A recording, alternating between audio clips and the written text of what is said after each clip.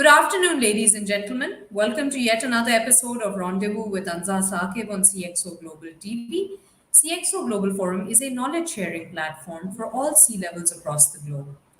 We take massive pride in contributing to the knowledge economy with our league of extraordinary ladies and gentlemen who are not only domain experts but key thought leaders who've made a considerable mark for themselves in the fields that they're working in. Today, as well, and I get extra happy when we've got women joining us. We've got a very special lady. She is the CEO of Seed Ventures, Miss Shaista Ayesha. Thank you for joining us, Shaista. Thank you for inviting me. I'm very, very happy to be here. Very pleased to be on this forum and glad to be speaking to you. Right. Thank you very much, Shaista. I'm super interested in knowing, and I'm sure the audience is as well, in your journey. Because whenever we see a woman in the corporate sector and in power, one often wonders, was it easy? Was it difficult? What were the challenges like? How did you reach here? So it's been it's been quite a journey. I graduated from IBA in December 2001, and I started my career in one of the largest commercial banks in Pakistan. I started my career with Habib Bank as a banker, and I learned everything about finance and banking and on the job. I had a great set of bosses who taught me a lot, a great set of colleagues who taught me a lot. And then I got married, and I had my first child, and I kind of graduated, and I moved into the education sector, and I started teaching at a local university here in Karachi. And I taught for about 6 years. I taught different subjects like CSR and services marketing and principles of marketing, entrepreneurship, and social entrepreneurship. But the problem was, while I was teaching, I realized that there was very little material in terms of Pakistani examples in the books. There were very few. Everything was from the Western world. It was from the developed countries. So there was very little material that was shared with the students that was of local context. And we didn't even, entrepreneurship was a subject. It was not like mainstream. People still didn't consider it to be a career or a choice. So you'd end up being a doctor or an engineer or something like that, and after I taught for 6 years, so I came to Seed Ventures. Now, Faraz and I have known each other. So Faraz Khan, the founder of Seed Ventures, he and I knew each other from Habib Bank, right? And he understood I had a passion for writing, and I was, one of the creative sorts. And he said, why don't you join this journey? It's interesting work, and you have like a completely blank canvas to explore and work in terms of social impact. Now, Seed Ventures, our primary work or role in the economy is to be we are social impact ecosystem developers and impact investors, and that Wow. essentially means that we work on Before all I hear three. a little more Yeah. about Seed Ventures, Shaista, what I'd like to ask you is that, wow, what a journey. I must commend you from a banker to a super mom, a professor, and then again, into entrepreneurship. That's a journey that's unheard of, if I were to say the least. However, it's interesting that you mentioned social impact. See, because in Pakistan, I still feel like there's a narrative that exists which says that, all right, even if you want to go into entrepreneurship, it needs to be for profit organizations only, and that are commercial in, you know, the regular sense of things. So maybe open a tech company and so on and so forth. But it's interesting how Mr. Faraz Khan and you came up with something that has to do more with impact. And before you go on and tell us a little about Seed Ventures and the kind of work that you guys are doing, if you, for the knowledge of our audience, can tell us a little about what it means to be creating a social impact. So, Ansa,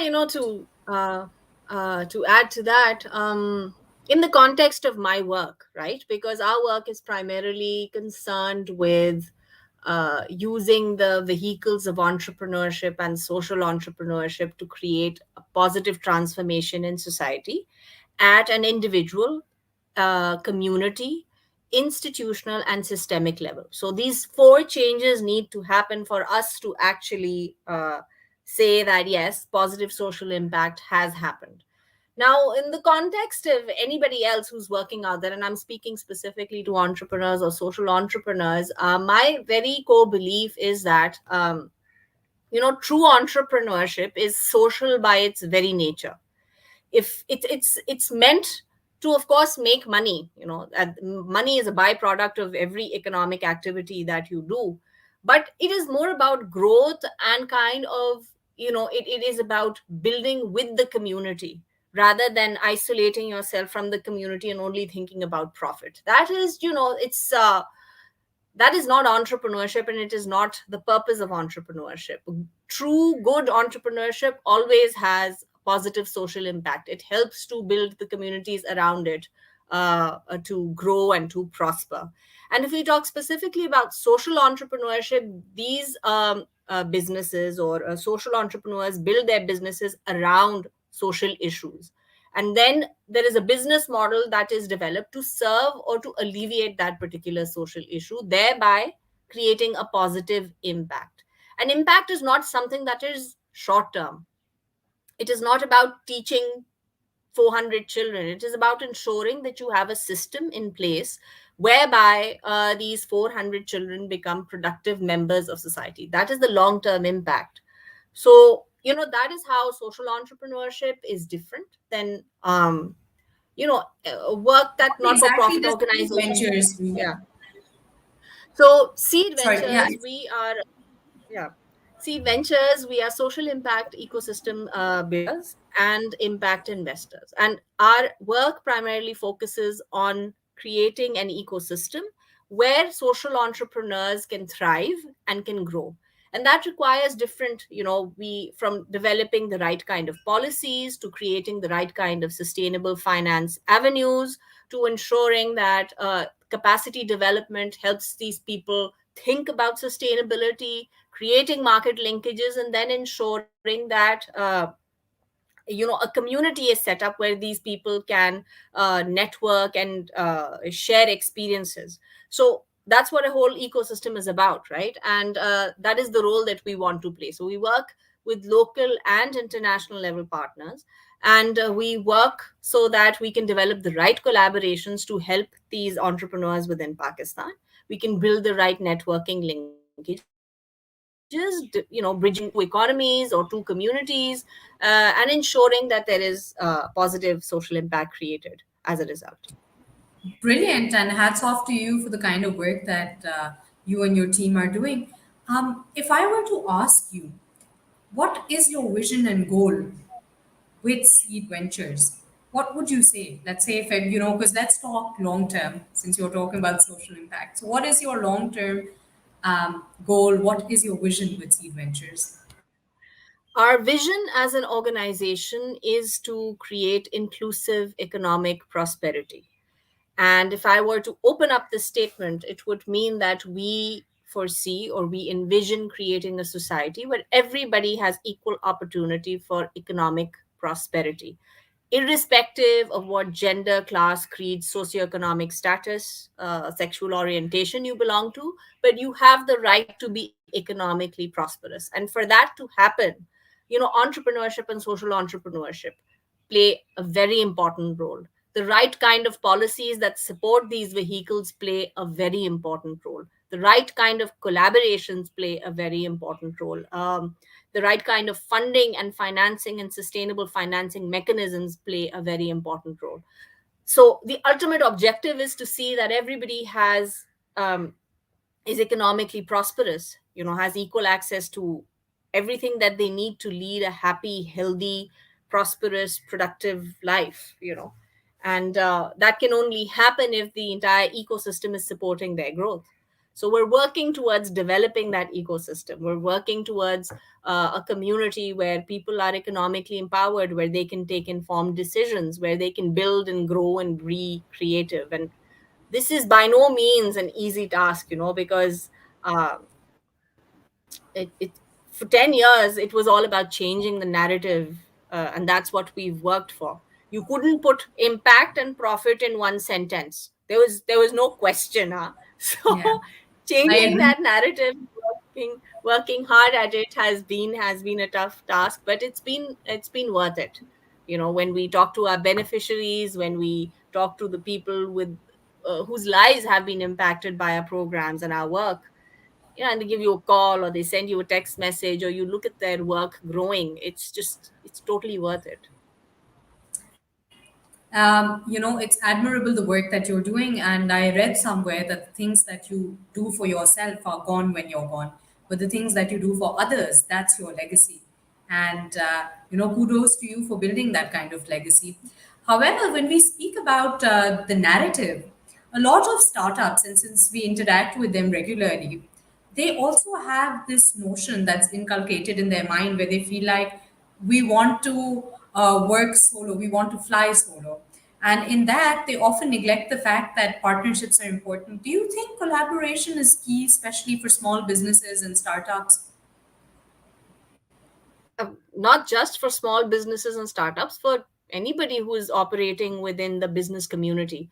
I mean, I cannot even think of one business that did what it managed to do alone. You need those partnerships, you need those collaborations. My voice is being heard out there because I'm on this particular forum, right? And it is because of this partnership and networking and communication that is happening, that I'm able to communicate the work that I'm doing or my life story through this particular platform.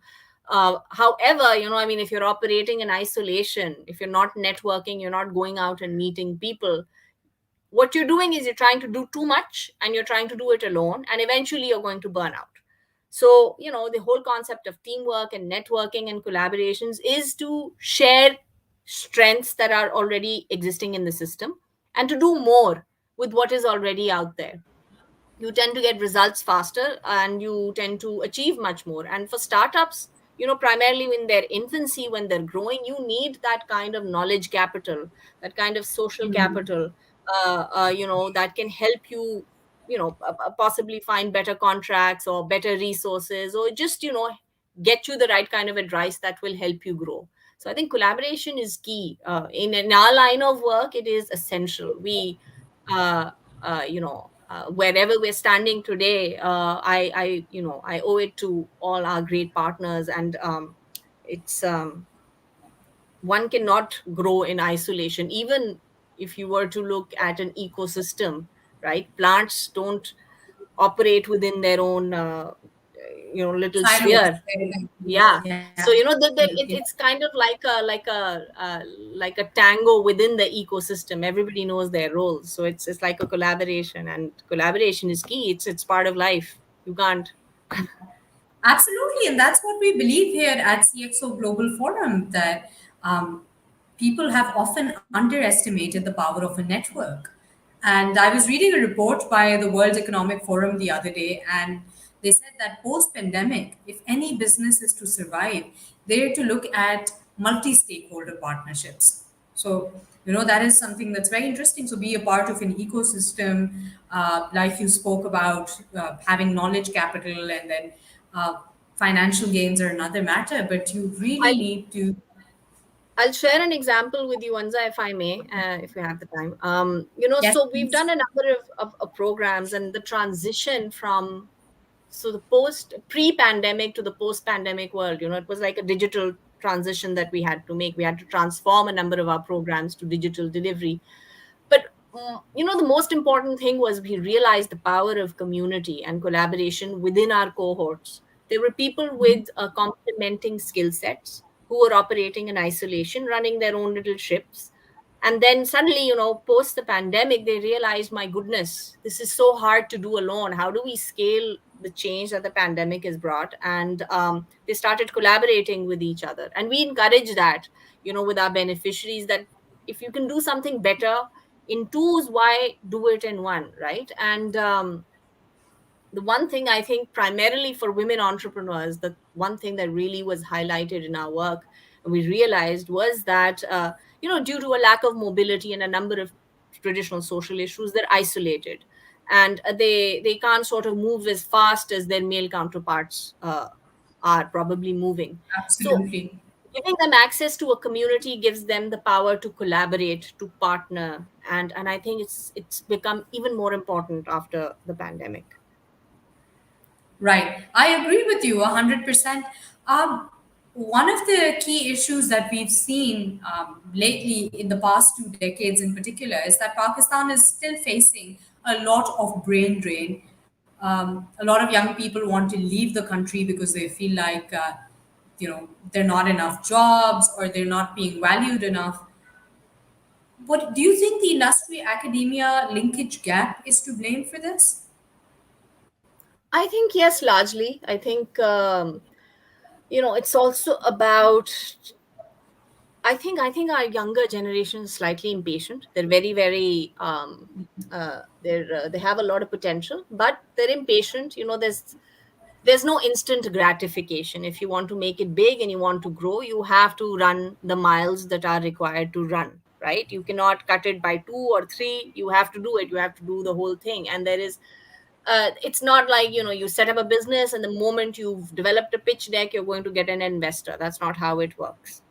It doesn't. You cannot convince anybody that ways until and unless you've put your own blood and sweat into it, tested the model, and you are ready to demonstrate to a set of investors that this model works. And I think the brain drain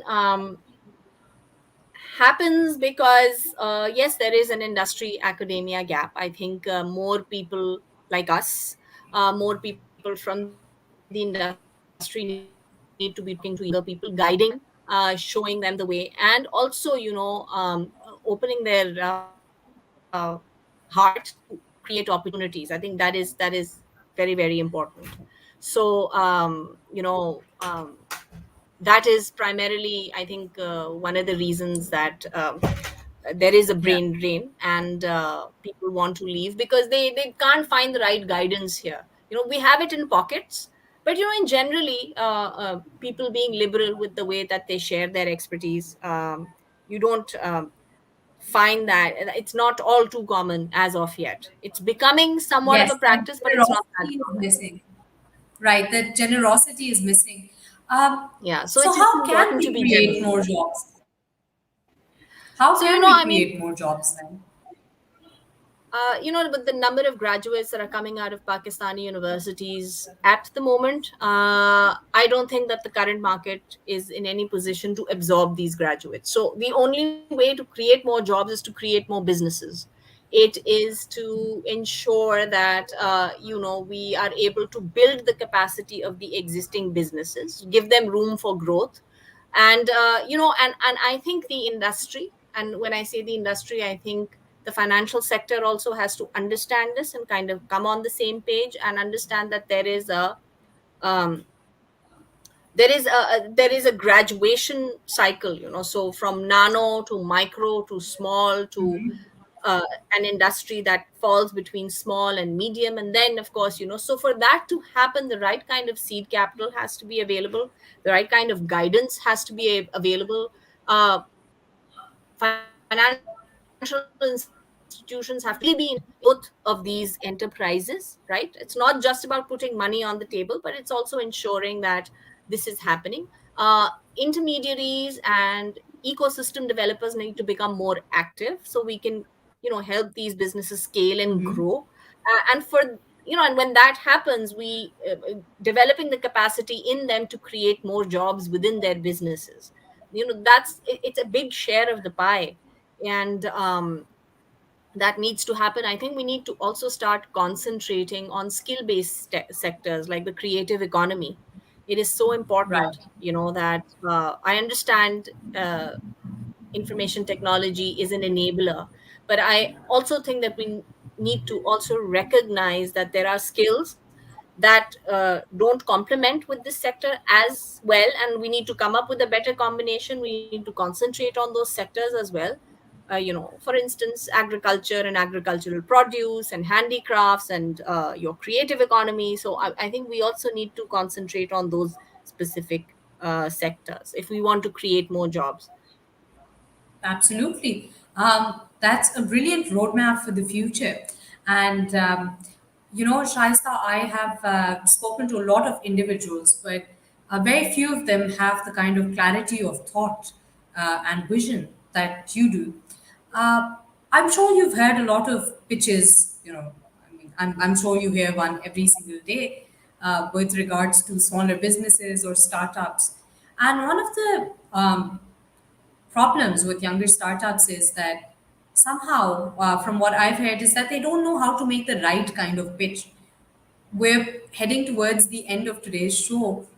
So, just last couple of questions. So, what would be your word of advice for the startups or the smaller businesses that are looking at investments? What do you think they should do differently in their I think it pitch? is in pitches, it's so important to define the why, which is the core of your offering, right? So, why is it that you're doing a specific something? Why have you even ventured in this particular direction? And it's not important that you have like a social motive in mind. It could be completely commercial, but that why has to be very, very clear.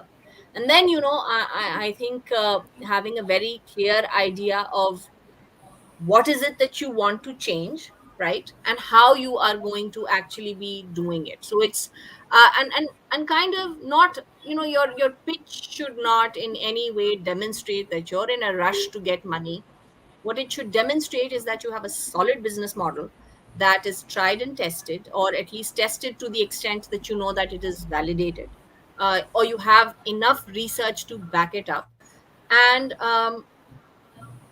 attention to detail is important. So really, really doing like a sort of like a deep dive into your model, and uh, getting like a proper understanding of why you're doing what you're doing, how you're going to be doing it, what will you need to do, what you need to do. And that clarity of thought and purpose and model is very, very important.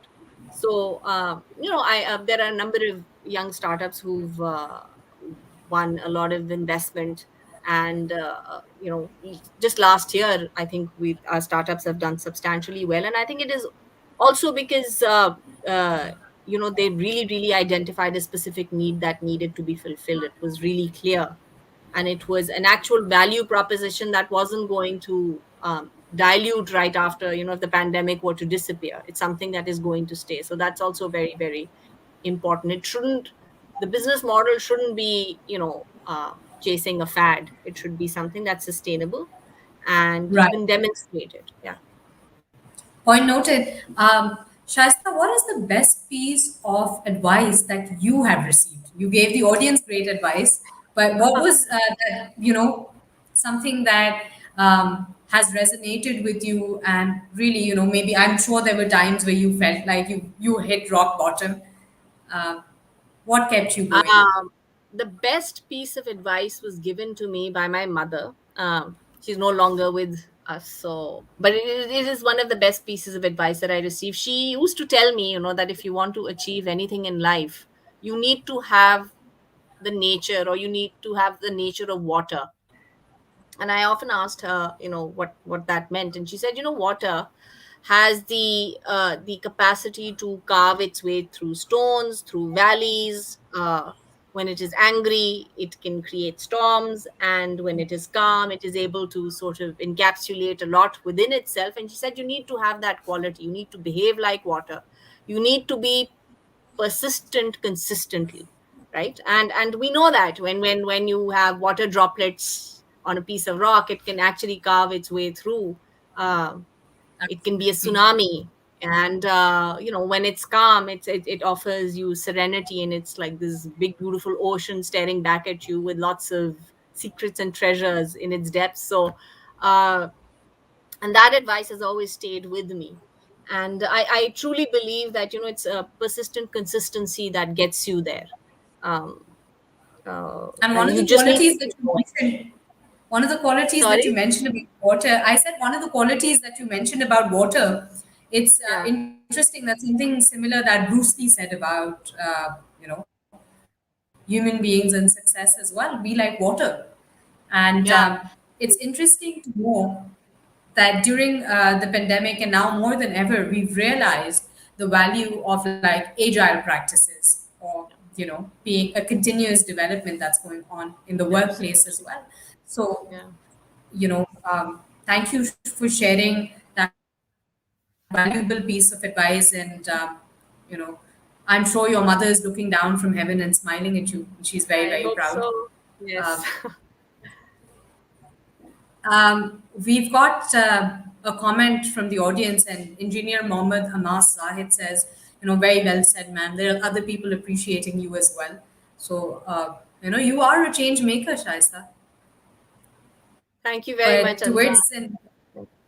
towards the end note, I'd like to ask you, ever since you joined CxO Global Forum, what have your observations been? What's the impact that it's created on your personal or professional life?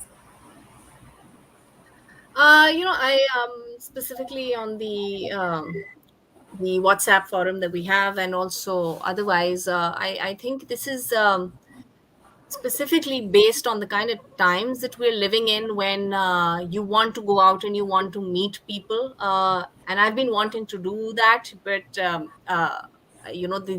those opportunities are few and far between. This forum really gives people the opportunity to connect with each other. I have some of my teachers from IBA actually on the forum, and it's really nice to see them there. There are some people whom I really respect in the industry that are also present on the forum, and they're accessible, right? So otherwise, it could get very difficult to connect with them, but it's really nice that they're on the forum and they're accessible, and I can reach out to them and connect with them, and connect with other like-minded individuals. So I'm really glad that something like this has been created, and it gives opportunity to professionals like us to connect with other professionals, to just share and run across an idea, and or hear about other people's accomplishments and celebrate. It's so important to celebrate. Yes, truly. And that is how we're creating the kind of impact that we are. Thank you very much, Shaista, for your time. We Thank appreciate you, it. Anza. Please keep contributing to the knowledge economy. It was lovely I having you here. lovely speaking to you, Anza. Do take care. Ladies and gentlemen, lovely speaking to you as well. Ladies and gentlemen, thank you. That will be all for today. Please keep us updated with your comments and feedback. If you'd like to know more about the kind of work that CxO does, we've shared some links in the description. Please stay in touch and keep watching. Thank you.